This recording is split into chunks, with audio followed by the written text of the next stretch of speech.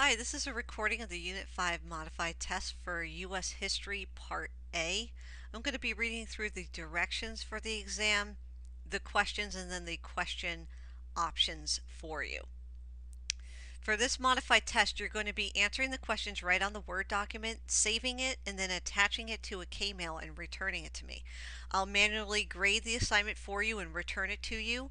When I do so, there will be any questions that you have to fix in red. So if you do want the opportunity to improve your grade, you may do so by resubmitting it a second time if you need to. Okay, for questions, and I think this actually might be slightly incorrect here. I think you have a total of, scroll down here to the bottom. I think you have a total of 27 questions, and your last question is question 28. Okay, so 27 total multiple choice options here, or multiple choice questions, all the way down to number 28, which is an essay.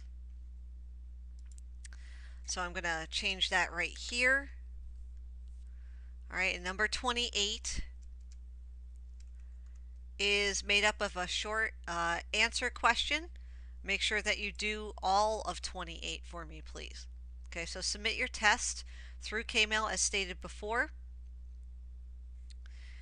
And as I stated, this is going to be taken at the same time as everybody else is taking the other test in the course. There's very little difference between your test and their test. And the test is actually scheduled for the 16th. And it should be submitted no later than the 22nd. Okay, so the following Monday it should be done by then for you to make sure that you get credit and the note 0 is temporarily put in until you do it. Okay, so let's take a look at our test questions. Our first one: what were the foundations for many of the reform movements of the early 1800s? Was it politics and pessimism, religion and optimism, or culture and transcendentalism? Now you're going to take whatever answer you think is correct and highlight it. You can use the highlighter tool up here and pick whichever color you want as long as it's light enough for me to see. Green, blue, or yellow would be preferable, please. Okay. So what were the foundations for many of the reform movements of the early 1800s? Politics and pessimism, religion and optimism, or culture and transcendentalism? I always have a hard time saying that one. Number 2, which leader was not part of the abolitionist movement? Robert Owen, Angelina Grimke, or Frederick Douglass? Number 3, what was Horace Mann's goal as a reformer in the 19th century? To establish a system of religious schools so that the Christian message would be consistent, to establish a system of public schools that he felt were necessary in a democracy, or the last option, to create a system of private schools that would be affordable for most citizens. Number 4, which educator wanted to reform prisons and provide for the mentally ill? Was it Harriet Beecher Stowe, Dorothea Dix, or Harriet Tubman? What was a major obstacle to Emma Willard's efforts to reform education? Church groups actively worked against her efforts. Many people felt that education was harmful or unimportant for girls. Public financing was not available because of the Panic of 1837.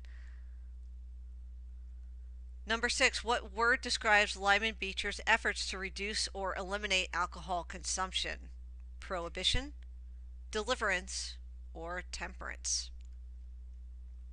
Number 7, what 19th century philosophy stressed the importance of communion with nature?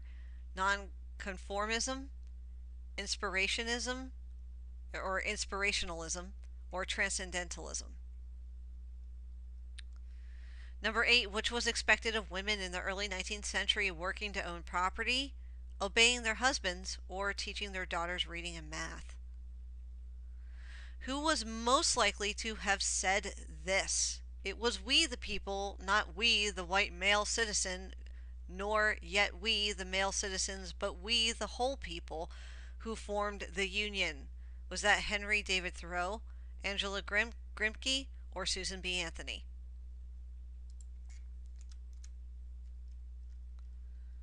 What document is the source of this quote? Now, in a view of this entire disenfranchisement of one half of the people of this country, their social and religious degradation in view of the unjust laws above mentioned, and because women do feel themselves aggrieved, oppressed, and fraudulently deprived of their most sacred rights, we insist that they have immediate admission to all the rights and privileges which belong to them as citizens of the United States. Now, was that from the Seneca Falls Declaration of Sentiments, the Revised Declaration of Independence, or the Proclamation on Nullification? Number 11, why were some women opposed to the idea of women's rights? They felt voting was something only white men should do. They believed that men were the superior sex, or all of the above. Number 12, what describes the idea that it was God's plan for the United States to expand across the continent? Manifest destiny, westward expansion, or divine right? How did the mountain men and fur traders help to open up the Pacific Northwest to settlement? They established missions along the major rivers of the region. They blazed trails through the Rockies and other difficult terrain. They sold their services as Indian fighters to settlers traveling west. Number 14, which trail served as a major trade route from the Missouri River to the Rio Grande? The Arkansas Trail, the Santa Fe Trail, or the Houston Trail? Number 15, which group of settlers experienced a difficult journey along barren lands through the South Pass to arrive at the Salt Lake Basin? Were they the Methodists, the Mormons, or the Lutherans? Number 16, what did President James Polk have to gain as a result of provoking a war with Mexico? Additional territory, including California and New Mexico, clarification of the border between the United States and Mexico, or control of the Rio Grande? Number 17, what action did President Polk take that resulted in the war between the United States and Mexico? He sent General Zachary Taylor to claim an area of disputed land for the United States. He ordered troops to invade Mexico and capture Veracruz and Mexico City. He refused to return Mexican land that had been returned or turned over by Santa Anna. Number 18, which was not part of the Treaty of Guadalupe Hidalgo that ended the Mexican-American War in 1848. Mexico received $15 million. The Nueces River became the border between Mexico and Texas. The United States received California. What brought thousands of people to California in 1848 to 1849? They discovered gold, religious missions, or free land. Number 20, which was not a result of the rush to find gold in California? Widespread disease, diverse population, or riches for most?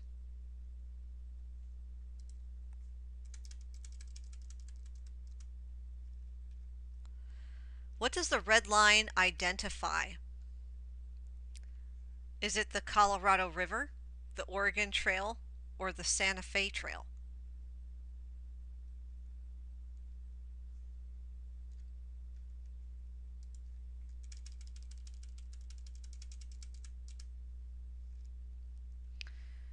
Which letters identify territories that were ceded to the United States as part of the settlement of the Mexican-American War?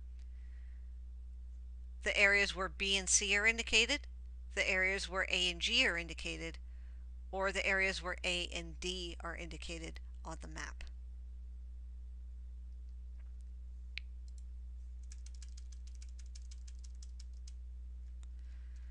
Which letter identifies territory that was first settled by a religious group led by Brigham Young? D, E, or B?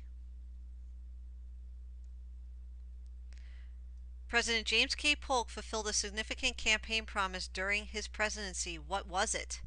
Securing extended rights for women, expanding the size of the United States, achieving peace with Mexico. Number 25. What role did Stephen Austin play in the settlement of Texas by American colonists?